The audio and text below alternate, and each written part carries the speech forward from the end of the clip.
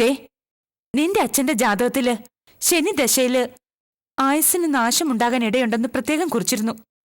എന്നിട്ട് അത് അച്ചട്ടായില്ലേ? ആ ജാതകം എഴുതിയ ആള് തന്നെയാ നിന്റെ ജാതകവും കുറിച്ചത്. അതാ എന്റെ പേടി. ഓ, അപ്പൊ എന്റെ ജാതകത്തിൽ പ്രത്യേകം എഴുതിയിട്ടുണ്ടല്ലേ ഞാൻ ആ ബാഹുലന്റെ മോളെ തന്നെ കല്യാണം കഴിക്കുമെന്ന്? എന്തോന്ന് അമ്മ ഇതൊക്കെ? എന്റെ ലൈഫിനെ കുറിച്ച് എനിക്കും ഇല്ലേ ചില ഇഷ്ടങ്ങളും താല്പര്യങ്ങളും ഒക്കെ? ഓഹോ, എന്റെ നിങ്ങളുടേതെന്നും ഒക്കെ ആയോ നിന്റെ മനസ്സില്?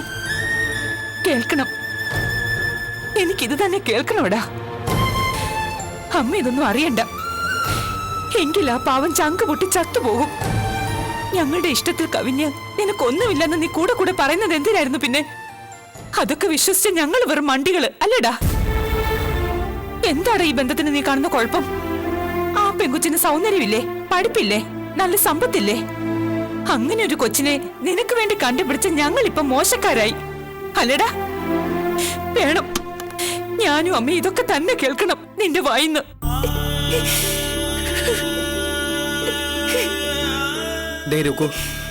എന്തോന്നായത്? ഇങ്ങനെ കരയാൻ വേണ്ടിട്ട് ഞാനൊന്നും പറഞ്ഞില്ലല്ലോ. ആ പെൺകുട്ടിക്ക് കുറവുണ്ടെന്നോ യോഗ്യതയില്ലെന്നോ ഒന്നും ഞാൻ പറഞ്ഞിട്ടില്ല. ഇപ്പൊ കല്യാണത്തിനെ കുറിച്ച് ആലോചിക്കില്ലെന്ന് മാത്രമേ ഞാൻ പറഞ്ഞിട്ടുള്ളൂ. അങ്ങനെയൊക്കെ നിനക്കിപ്പോ തോന്നും. ഒടുക്കം ഒരു കുടുംബ ജീവിതത്തെ കുറിച്ച് ചിന്തിച്ചു തുടങ്ങുമ്പോ നീ ആഗ്രഹിച്ച പോലൊരു പെൺകുട്ടിയെ കിട്ടാതെ വരും. അത് മാത്രമല്ല, അമ്മയുടെ കാര്യം നീ എന്താ ഒന്ന് ആലോചിക്കാത്തത്? നിനക്കൊരു നല്ല ജീവിതം ഉണ്ടാകാൻ വേണ്ടി നോമ്പ് നോറ്റ ആ പാവം ഓരോ ദിവസവും തള്ളി നീക്കുന്നത്. ഇപ്പൊ വന്ന ഈ ആലോചനയിൽ അമ്മയ്ക്ക് നല്ല താല്പര്യമുണ്ട് മോനെ. പാവം ഇന്നലെ എന്നോട് പറയാ, കല്യാണം കഴിഞ്ഞ് ബാഹുലേനെ കൊണ്ട് വിറ്റുപോയ നമ്മുടെ തറവാട് വീട് വാങ്ങിപ്പിക്കണമെന്ന്. അവിടെ ഒരു ദിവസമെങ്കിലും പഴയ അമ്പലമുറ്റത്തെ കാർത്യാനി അമ്മയായി കഴിയണമെന്നും ഒക്കെ. അതുപോലെ എന്റെ മനസ്സിലുണ്ട് ചില മോഹങ്ങള്. നിന്റെ അച്ഛൻ എരിഞ്ഞടങ്ങിയ മണ്ണ അത്. സാധിച്ചാൽ അതിനടുത്ത് തന്നെ വേണം എന്റെ പട്ടടയെന്നും ഒരാഗ്രഹമുണ്ട് മനസ്സിൽ. കുറച്ചുനാൾ മുമ്പ് വരെ അതിമോഹമാണെന്ന് തോന്നിയിരുന്നു. പക്ഷേ ഈശ്വരനായിട്ട് ഇങ്ങനൊരു അവസരം കൊണ്ടുവന്നപ്പോ വീണ്ടും ഞാൻ ആഗ്രഹിച്ചു പോവാടാ അതൊക്കെ നടക്കുമെന്ന്. എങ്കിൽ എന്റെ മോൻ ഈ അമ്മയ്ക്കും അമ്മമ്മയ്ക്കും ചെയ്തു തരുന്ന ഏറ്റവും വലിയ കാര്യമായിരിക്കും അത്. അമ്മേ,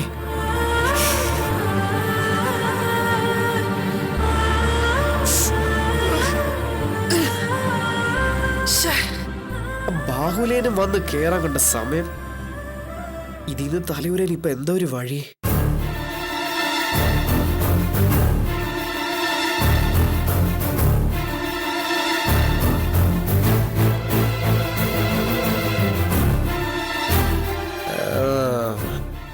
വഴിയുണ്ട്. ഈ കല്യാണം ഞാൻ വേണ്ടാന്ന് പറഞ്ഞല്ലേ പ്രശ്നമുള്ളൂ. അങ്ങനെ പറയാതെ തന്നെ ഇത് പൊളിച്ചെടുക്കണം.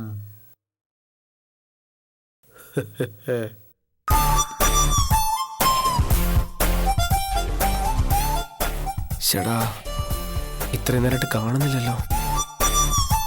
നീ വരാതിരിക്കൂ?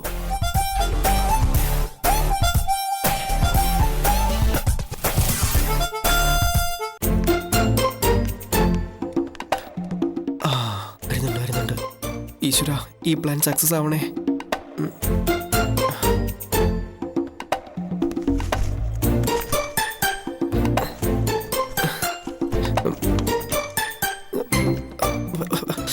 മിന്നിച്ചേക്കണേ.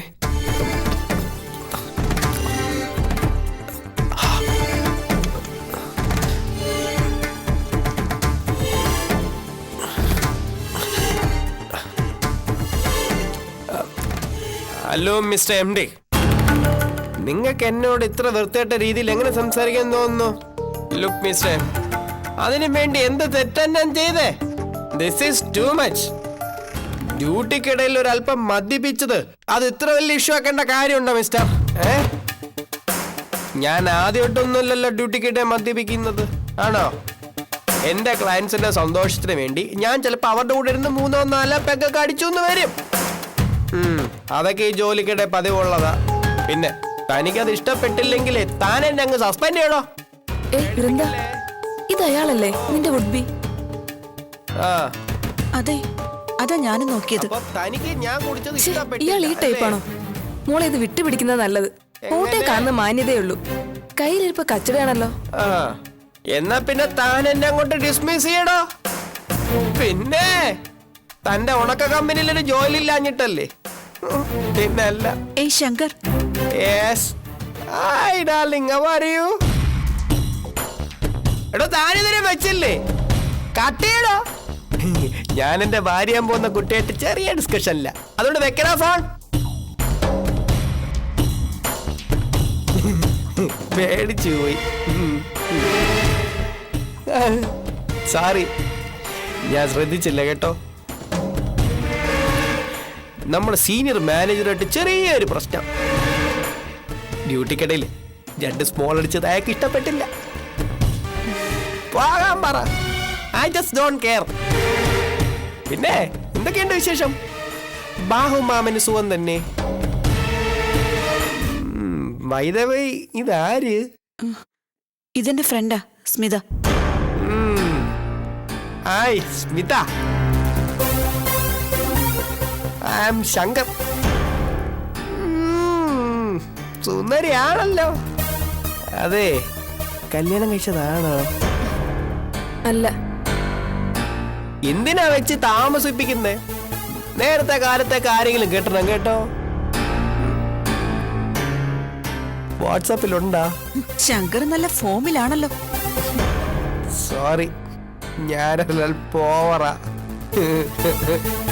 ഒരു ക്ലയന്റിന്റെ വക ട്രീറ്റ്. ഈ മദ്യപിച്ചിരിക്കുന്ന കാരണം വണ്ടി എടുത്തില്ല. അത് തെറ്റല്ലേ?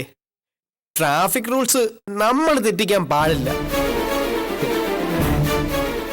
തന്നെയുമല്ല, വെള്ളമൊഴിച്ച് എനിക്ക് ഒരു കൺട്രോളും ഇല്ല. എവിടെയെങ്കിലും കൊണ്ടുപോയി ഇടിക്കും. കഴിഞ്ഞ ആഴ്ച അങ്ങനെ ഒരു സംഭവം ഉണ്ടായി. ട്രീറ്റ് സ്മോളിംഗ് ഒക്കെ വല്ലപ്പോഴും ഉള്ളോ അതോ സ്ഥിരം പരിപാടിയാണോ? ഞാനങ്ങനെ ഫുൾ ടൈം തന്നെ പാർട്ടി ഒന്നുമല്ല. എല്ലാ ദിവസവും ഏതെങ്കിലുമൊക്കെ ക്ലയൻസ് വിളിക്കും. ചെന്നില്ലെങ്കിൽ അവർക്ക് വിഷമമല്ലോ എന്ന് കരുതി ഞാൻ പോവും. Excuse me. പിന്നെ അവരുടെ ഇരുന്ന് അടിച്ചടിച്ചൊരു ഫുൾ വരെയൊക്കെ പോവും. എന്താ നോക്കൂട്ടി, നമുക്ക് ഈ മറച്ചു വെക്കുന്ന സ്വഭാവം ഒന്നും ഇല്ല കേട്ടോ. എന്റെ ഏറ്റവും വലിയ വീക്ക്നെസ്സേ കമ്പനി കൂടി വെള്ളം അടിക്കുന്നതാ. അതുകൊണ്ട് തനിക്ക് കുഴപ്പമൊന്നുമില്ലല്ലോ ഇല്ലേ? ബാഹുലേ മാം, എങ്ങനെ? നമുക്ക് പറ്റിയ കമ്പനി തന്നെ. എങ്കിൽ ഞാൻ രക്ഷപ്പെട്ടു. എന്താ നീ വന്നേ? ഈ കേസ് വിട്ടേക്ക് മോളെ. ഇയാള് താമരയാ, ഫുൾ ടൈം വെള്ളത്തിലാ. നിന്റെ ജീവിതം കോഞ്ഞോട്ടയാവും.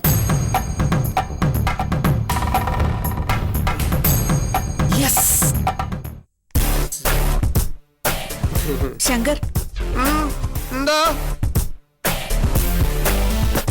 വരുന്നുണ്ട്. കല്യാണത്തിന് ഒഴിഞ്ഞു മാറണമെന്ന് പറയാനായിരിക്കും.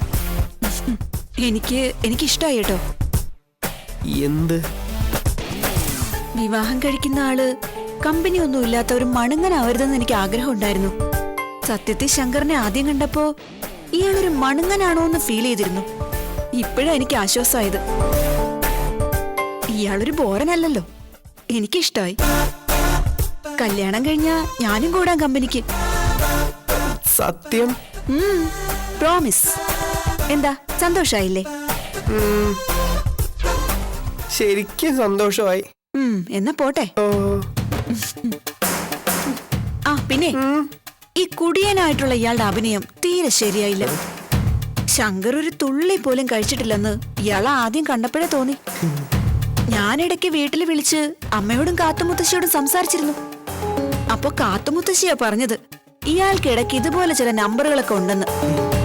എന്നെ പരീക്ഷിക്കാൻ ഇയാള് പല വേലകളും ചെയ്യുമെന്ന്. ഇപ്പൊ തന്നെ കുടിക്കുന്നത് എനിക്ക് ഇഷ്ടമാണോന്ന് ചെക്ക് ചെയ്യാനല്ലേ ഇയാള് നമ്പർ ഇട്ടെ. വല്ലപ്പോഴും ഒരു കമ്പനി സേക്കിന് 1-2 ആവുന്നോണ്ട് എനിക്ക് വിരോധമില്ല. പക്ഷേ ഇപ്പൊ അഭിനയിച്ച് കാണിച്ച കോലത്തിലെങ്ങാനും എന്റെ മുമ്പിൽ വന്നാ ഞാൻ മൂക്കടിച്ച് പരത്തിക്കളെ പറഞ്ഞേക്കാം.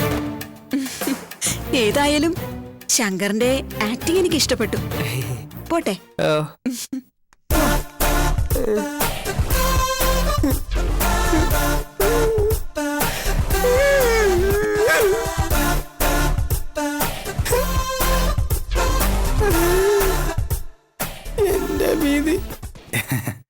ഏയ് ഇല്ല രവി സാറേ, സാറിനോട് ഇത് ആരൊക്കെയോ ഏഷണി പറഞ്ഞ് പിടിപ്പിച്ചിരിക്കുന്നതാ.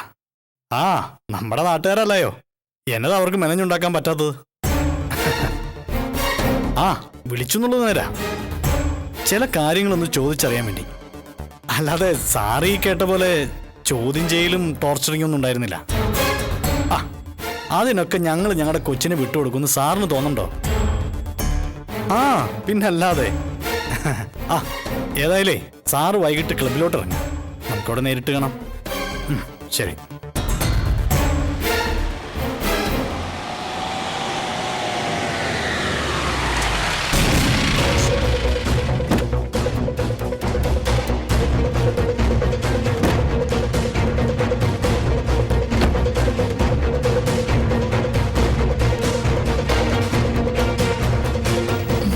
പതുക്കെ.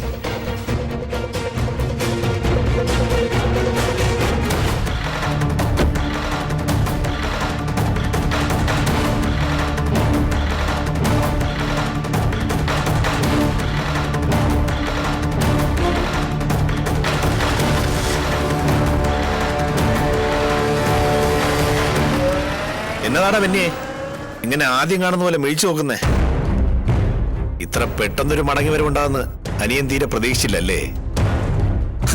എന്നാ ചെയ്യാനാടാ ബെന്നിയെ, കർത്താവിന്റെ പുസ്തകത്തിലെ എനിക്ക് കുറച്ച് പേജുകൾ കൂടി ബാക്കിയുണ്ട്. അപ്പൊ പിന്നെ അത് നീയായിട്ട് മടക്കാൻ നോക്കിയാ പറ്റുമോ ബെന്നി? അതുകൊണ്ടാ അല്പം ബുദ്ധിമുട്ടിയാണേലും ഇങ്ങ് തിരിച്ചു കയറാൻ പറ്റി. എന്റെ ഭർത്താവിനെ കൊല്ലാൻ വാടകയ്ക്ക് ആളെ ഇറക്കിയത് നിങ്ങളാണെന്ന് മനസ്സിലാകേണ്ടവർക്കൊക്കെ മനസ്സിലായിട്ടുണ്ട്. ഇപ്പോഴും ഞെളിഞ്ഞിങ്ങനെ ഈ മുറ്റത്ത് നിൽക്കുന്നതേ ദാ ഈ മനുഷ്യന്റെ ഔദാര്യമായിട്ട് കരുതിയാ മതി. വൃത്തികെട്ടവളെ, ആരാരെ കൊല്ലാൻ ആളെ അയച്ചു നീ പറഞ്ഞു വരുന്നത്? ഇയാളെ ഒന്നും ഞൊട്ടാനേ കൂലിക്ക് ആളെ വെക്കേണ്ട കാര്യമൊന്നുമില്ല ഈ ബെന്നിക്ക്. ആ അത് ന്യായം. ആരുടെയും പിൻബലമില്ലാതെ എന്നെ ഒറ്റയ്ക്ക് ഫിനിഷ് ചെയ്യാൻ എന്തോരം അവസരങ്ങൾ കിട്ടിയത് അവന്. അന്നൊന്നും തോന്നാത്ത കാര്യമാണോ ഇനി കാശ് കൊടുത്ത് ആളിറക്കി ചെയ്യാൻ പോകുന്നത്? അല്ലേടാ അനിയ?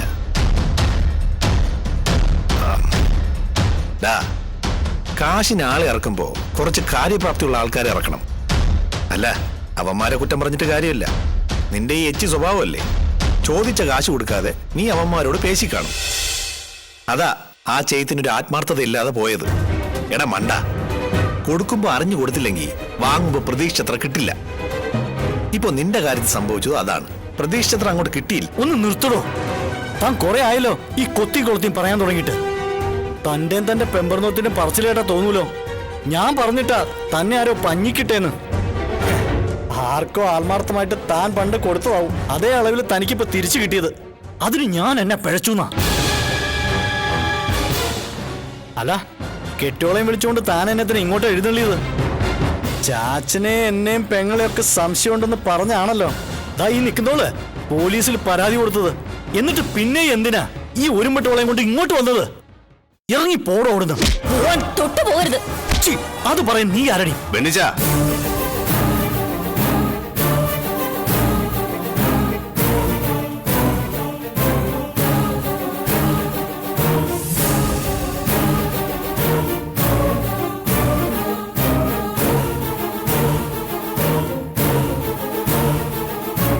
നീ ഇപ്പൊ ചോദിച്ചില്ലേ അനിയ ഞങ്ങൾ എന്തിനാ അങ്ങോട്ട് കെട്ടിയെടുത്തതെന്ന്?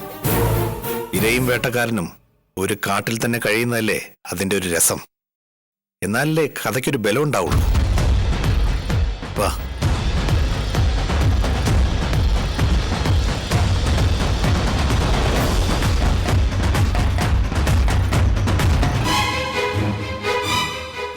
വായിച്ചേ.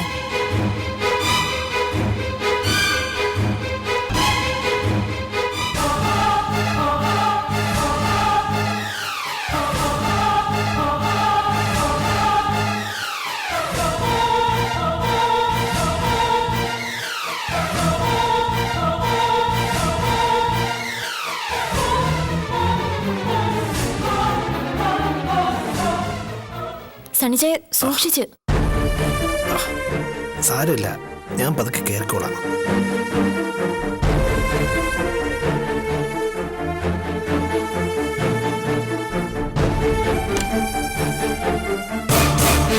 ആഹാ, പെങ്ങൾ ഇവിടെ തന്നെ ഉണ്ടായിരുന്നോ? സ്വീകരിക്കാൻ മുറ്റത്ത് കാണാഞ്ഞപ്പോ ഞാൻ കരുതി സർക്കിട്ടിലായിരിക്കുമെന്ന്. എന്നതാ കുഞ്ഞാങ്ങളയോടത്ത് കണ്ടില്ലായിരുന്നല്ലോ, എന്നാ പറ്റി? ഞാനില്ലാത്ത ദിവസങ്ങൾ കൊണ്ട് വല്ലതും സംഭവിച്ചോ ഇവിടെ? എന്നതാടി നീ ഒന്നും മിണ്ടാത്തത് പെങ്ങളെ? നമ്മുടെ മുറി ഇപ്പോഴും പഴയത് തന്നെ അല്ലേ? അതോ എന്നെ അങ്ങ് പള്ളി സെമിത്തേരിയിലോട്ട് എടുക്കുമെന്ന് കരുതി നീ അതങ്ങ് സ്വന്തമാക്കിയോ? അങ്ങനെ ഒരുപാടങ്ങ് കളിയാക്കല്ലേ സണിച്ചയ. ഇനി സ്വർണം പൂശിയെന്ന് പറഞ്ഞാലും ഇവളീ വീട്ടിൽ ഉള്ളിടത്തോളം കാലം എനിക്ക് ആ മുറി വേണ്ടെന്ന് വെച്ചിട്ട് തന്നെയാ അത് ഇപ്പോഴും ഒഴിഞ്ഞു കിടക്കുന്നത്. അല്ലാതെ രണ്ടിനെയും പിടിച്ച് പുറത്ത് കളഞ്ഞിട്ട് എനിക്കത് സ്വന്തമാക്കാനായിരുന്നെങ്കിലേ എനിക്കതിന് എന്നെ ആവുമായിരുന്നു. കാരണം ഈ വീടിപ്പൊ എന്റെ പേരില. അതറിയോ നിങ്ങൾക്ക്? ഷോ, അതൊക്കെ അറിയാമേ. അത് മാത്രമല്ല, അങ്ങനെ പലതും നിന്റെ പേരിലായതുകൊണ്ടാ രാത്രിയിൽ നിന്നെ തട്ടാൻ നിന്റെ മുറിയിൽ ആള് കയറിയതൊന്നും അറിയാം കേട്ടോ. ഇനി അങ്ങനെ എന്നതെല്ലാം അറിയാൻ കിടക്കുന്നു. സനിച്ചായ, എന്തിനാ വെറുതെ ആവശ്യമില്ലാത്തവരോടൊക്കെ വർത്താനം പറഞ്ഞ് നേരം കളയുന്നേ? റൂമിൽ വന്ന് റെസ്റ്റ് എടുക്കാൻ നോക്ക്. ആ, അതാ നല്ലത്. എന്നാ പിന്നെ വീട്ടുടമസ്ഥയുടെ അനുവാദത്തോടു കൂടി ഞങ്ങളൊന്ന് അകത്തേക്ക് കയറിക്കോട്ടെ. ആയിക്കോ. പക്ഷേ കെട്ടിയോനും കെട്ടിയോളും ഒരു കാര്യം ഓർത്താൻ നല്ലത്. അവനോന്റെ വാക്കും പ്രവൃത്തിയൊക്കെ നേരെ ആയില്ലെങ്കിലേ നാട്ടുകാരുടെ കെയർ ഓഫിൽ ഇനിയും ഇതുപോലെ സുഖചികിത്സ ഉണ്ടാവും. അപ്പോഴൊക്കെ കൊല്ലിക്കാനും തല്ലിക്കാനും നോക്കിയെന്നും പറഞ്ഞ് ബാക്കിയുള്ളവരുടെ പേരിൽ കള്ളക്കേസ് കൊടുക്കാനൊന്നും നിന്നേക്കരുത്. നാട്ടുകാരെ നീ അങ്ങ് വെറുതെ വിട്ടേക്ക്. ഇത് ചെയ്യിച്ചത് ആരാണെന്ന് വ്യക്തമായി അറിയാവുന്നതുകൊണ്ട് തന്നെയാ നിന്റെയൊക്കെ പേരിൽ ഞാൻ പരാതി കൊടുത്തത്. അതെയോ? കൊച്ചമ്മ അങ്ങനെ കേസ് കൊടുത്തത് നന്നായി. പോലീസ് അപ്പ തന്നെ വന്ന് ഞങ്ങളെ തൂക്കിയെടുത്ത് കൊണ്ടുപോയില്ലയോ? പിന്നെ ചോദ്യം ചെയ്യലും മൂന്നാം മുറയും. എന്നതൊക്കെയാ ഞങ്ങൾ അനുഭവിച്ചെന്നറിയാവോ?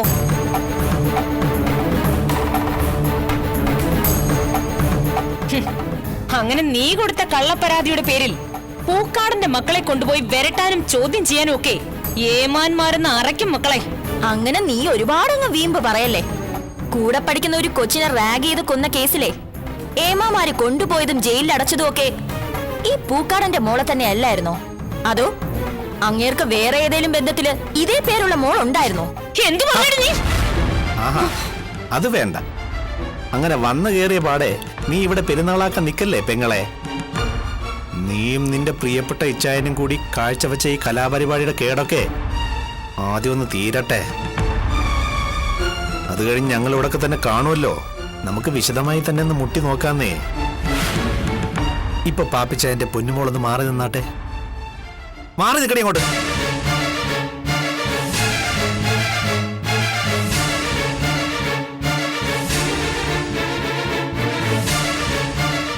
നീ എന്താ കരുതിയത്? നിന്റെ പാപ്പിച്ചായന്റെ പെരുമ കണ്ട് പോലീസുകാര് പേടിച്ചിട്ടാ കേസ് ഇല്ലാതാക്കിയതെന്നോ? ഒന്നുമല്ലടി. നീ നേരത്തെ പറഞ്ഞ മഹാനില്ലേ നിന്റെ പാപ്പിച്ചായൻ, അങ്ങേരെ ആശുപത്രിയിൽ വന്ന എന്റെ ഭർത്താവിന്റെ മുൻപിൽ പട്ടിയെ പോലെ കരഞ്ഞ് കാല് പിടിച്ചിട്ടാടി നീയും നിന്റെ ആങ്ങളെയൊക്കെ ഇപ്പോഴും ഞെളിഞ്ഞിങ്ങനെ നിൽക്കുന്നത്. ആ പോയ മനുഷ്യന്റെ ഔദാര്യം തന്നെയാ ഇപ്പൊ നീ അനുഭവിക്കുന്നത്. അതുകൊണ്ട് മനസ്സിലെങ്കിലും നന്ദിയോടെ ഓർത്തിട്ട് വേണം ആ മനുഷ്യന്റെ പേരുച്ചരിക്കാൻ.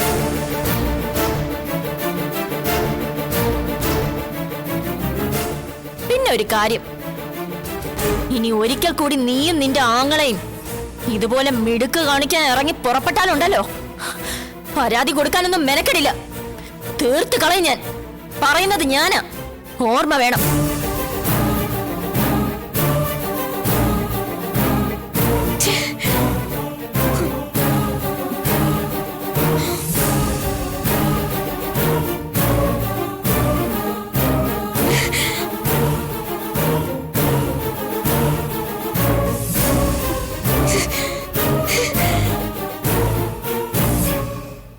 അവളുടെ മനസ്സ് മടുപ്പിച്ചിട്ട് ഈ കല്യാണം കൊളവാക്കാമെന്ന് ഇനി ചിന്തിച്ചിട്ട് കാര്യമില്ല. എല്ലാ അമ്മയോടും കാത്തുവിനോട് തുറന്നു പറയുന്നതല്ലേ അതിലും നല്ലത്.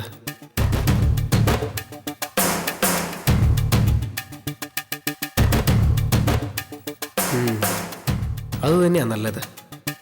ഇപ്പോഴെങ്കിലും തുറന്നു പറഞ്ഞില്ലെങ്കിൽ കാര്യങ്ങൾ കൈവിട്ട് പോവുകയുള്ളൂ. അങ്ങനെ വരാൻ പാടില്ല. ദേവി, എൻ്റെ കൂടെ തന്നെ ഉണ്ടാവണേ. എന്താ അമ്മേ? എന്തു പറ്റി അമ്മേ? ഒരു ശ്വാസം മുട്ട്. നീ എന്റെ നെഞ്ചൊന്ന് തടവി തന്നാ മതി. അമ്മ വയ്യെങ്കിൽ നമുക്ക് ആശുപത്രി പോകാൻ. ശമ്പു ഉണ്ടല്ലോ. വേണ്ട മോളെ, അവനെ വെറുതെ പേടിപ്പിക്കണ്ട. ഒന്നുമില്ല. അമ്മേ, എന്തോ അമ്മേ, എന്തു പറ്റി അമ്മൂമ്മയ്ക്ക്? കാത്തു, എന്തു പറ്റി? ഇവിടെ ഇരുന്ന് എന്നോട് വർത്താനം പറഞ്ഞതാടാ. പെട്ടെന്ന് ശ്വാസം മുട്ടുന്നെന്ന് പറഞ്ഞ് എന്റെ മടിയിലോട്ടങ്ങ് ചാഞ്ഞു. അമ്മേ, അമ്മേ. എന്താ എന്താ എന്റെ കാത്തൂന് പറ്റിയത്? അമ്മേ, നോക്കിക്കൊണ്ടിരിക്കണം. നമുക്ക് ഹോസ്പിറ്റലിൽ കൊണ്ടുപോവാം. ഞാൻ പോയി ടാക്സി വിളിച്ചിട്ടില്ല. അപ്പോഴത്തേക്ക് അമ്മ റെഡി ആയിട്ടിരിക്കുക.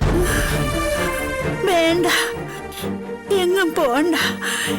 എന്റെ ശംഭു കുറച്ചു നേരം കാർട്ടൂന്റെ അടുത്ത് വന്നിരിക്കും.